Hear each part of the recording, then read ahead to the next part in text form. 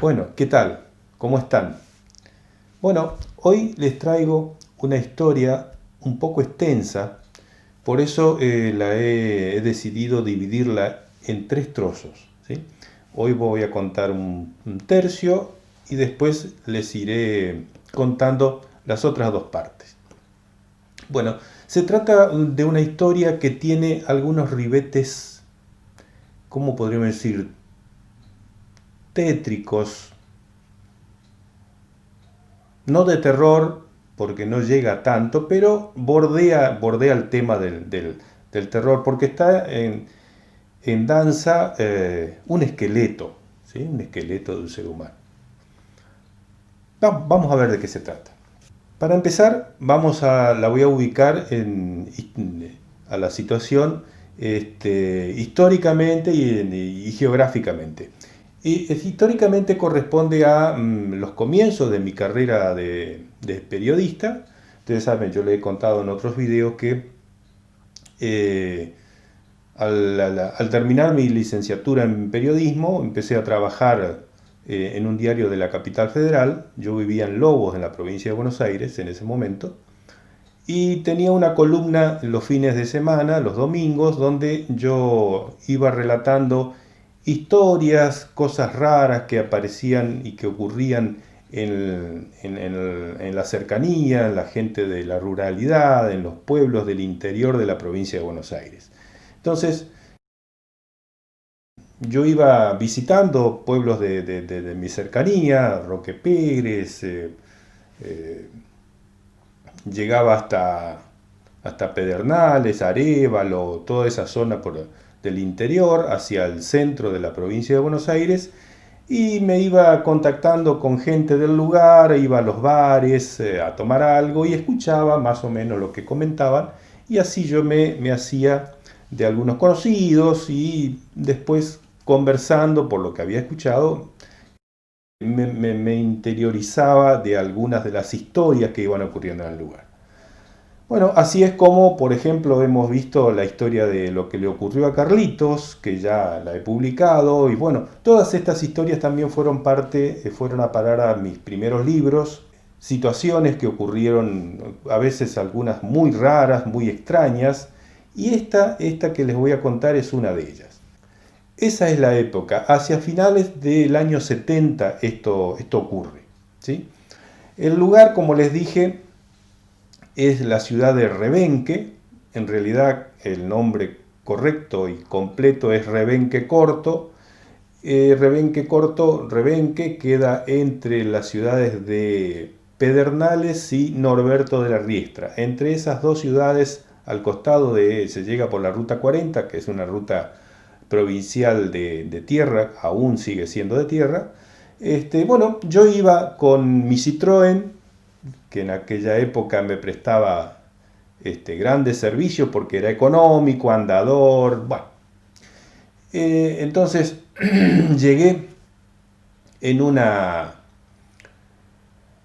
tardecita de hacer estaba en esa época, todavía estaba terminando la investigación, que me llevó bastante investigación de el caso de Carlitos. Bueno, llegué a la tardecita a Rebenque y yo siempre iba a un bar La Estrella.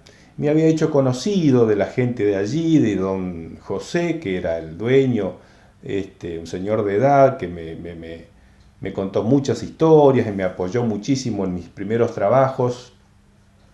Bueno, llegué al bar La Estrella, ya eran un sábado pasada las 8 de la noche. Todavía estaban unos cuantos parroquianos, unos cuantos peones, y en una de las mesas del fondo se había armado un truco, un partido de truco de 6. Y ustedes saben lo que es, lo que conocen el truco y cómo se juega, es bastante conversado, bueno, es un pequeño escándalo hacia el fondo del bar. Yo me acerco al fondo del bar, me encuentro con algunos conocidos allí, ya estaban terminando el truco, y uno de ellos de afuera, de los que no participaban en el juego, porque estaban los 6 que jugaban y había 2 o 3 más dando a los costados. Bueno, yo arrimé una silla, me junté al grupo, y uno de ellos dice, a raíz de la intervención de uno de los jugadores, dice: preguntale al esqueleto. Bueno, y se mataron de risa todos alrededor. Y yo me quedé intrigado, ¿qué sería eso de preguntarle al esqueleto? Bueno, terminó el truco, quedamos allí conversando con algunos de los peones que estaban allí. Se armó, como era usual, una buena picada, porque esa zona era muy famosa por los salamines, las pancetas y el queso casero de aquella zona. Bueno, se armó una picada entre los que estábamos allí, y yo le pregunto a uno de los que estaban allí qué era eso del esqueleto.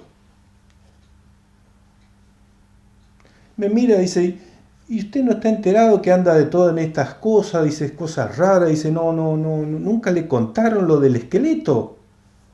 No, le digo, la verdad que lo escuchó, recién lo escuché. Y bueno, allí los demás hicieron un poco de silencio, empezaron a ver lo que me contaba este muchacho. Me dice, mire, en el medio del campo hay una iglesia, un templo, y a la derecha de la puerta del templo hay un esqueleto sentado. Yo la verdad que estaba algo sensibilizado, haciendo un paréntesis, estaba algo sensibilizado yo con las cosas extrañas, las cosas de ultratumba y todo eso, porque en mi tesis de licenciatura había hecho todo un estudio sobre el chamanismo, entonces eso me había conectado con el mundo del ocultismo y todo ese tipo de historias. Entonces yo estaba sensibilizado todavía con esos temas. Entonces me interesó y dice, a ver, ¿y cómo es una iglesia, un templo en el medio del campo? Sí, me dice.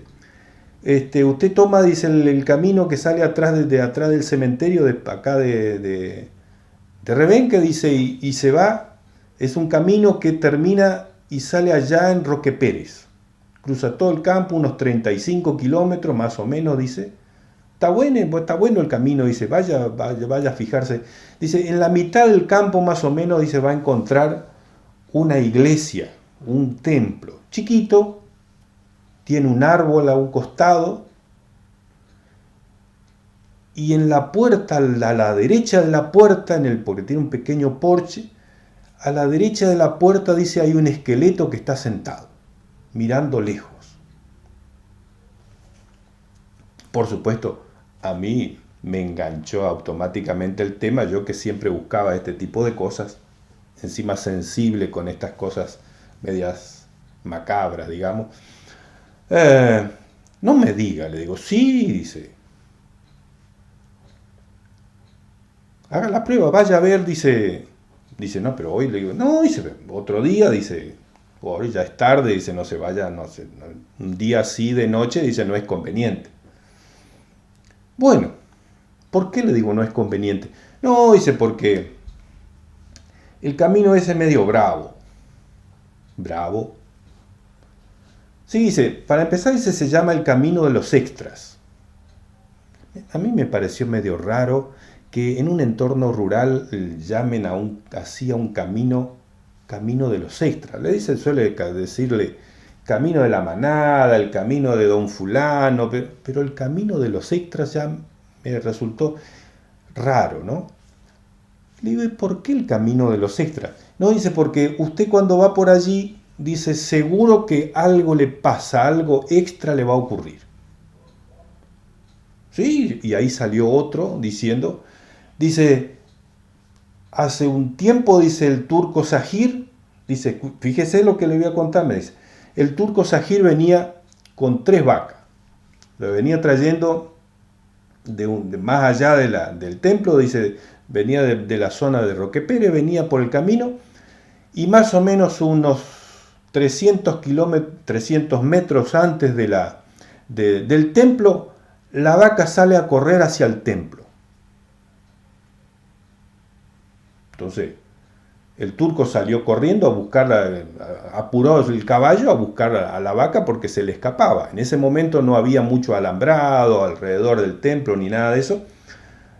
Dice, la vaca se fue hasta el templo, pegó una vuelta por atrás del templo, el turco atrás de ella, y bueno, y alcanzó a arrearla, la trajo otra vez con las otras dos vacas, y bueno, se fueron hasta la chacra del turco Zahir.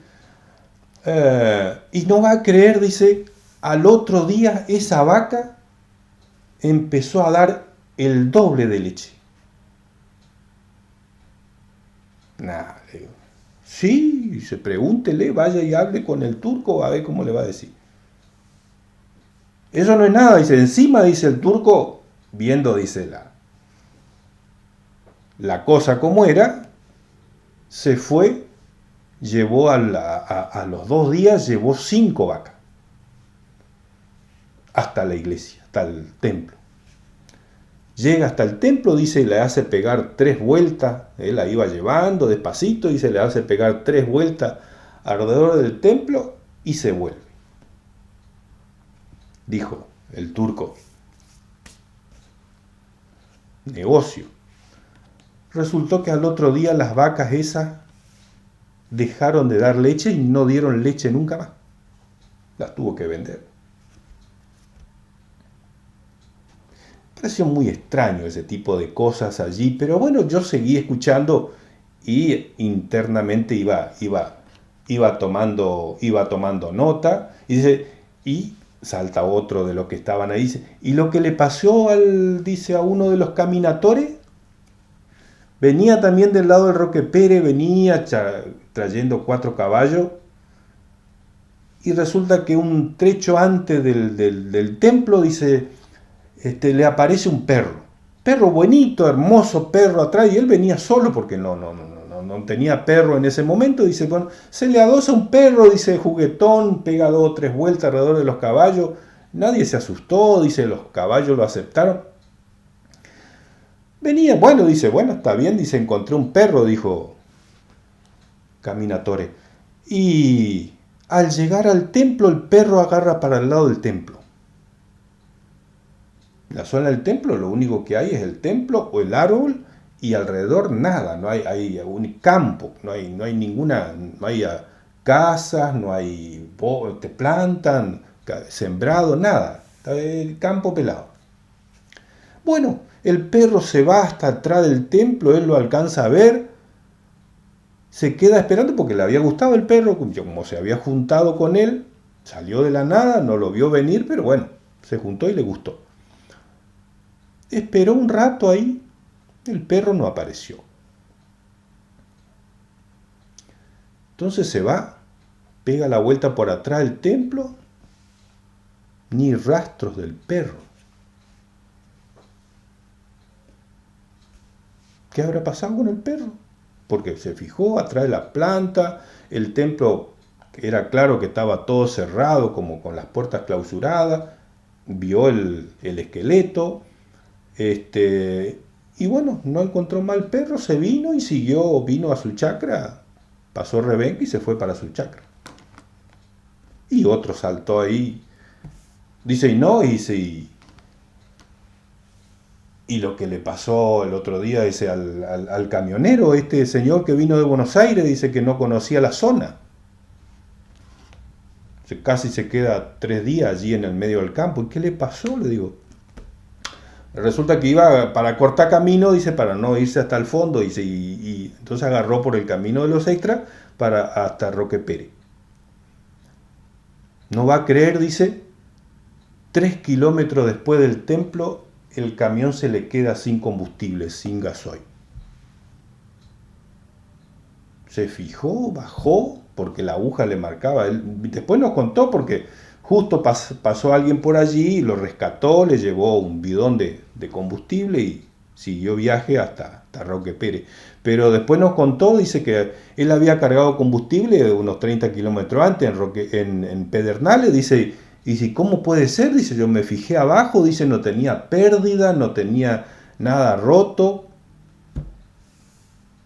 Y bueno, quedó allí, dice, y todo eso, dice, es por estas cuestiones que andan dando vuelta alrededor de esa iglesia. Dice que ese templo que encima, dice, nadie sabe bien quién lo construyó, nunca se vio allí hacer misas, ni gente que vaya.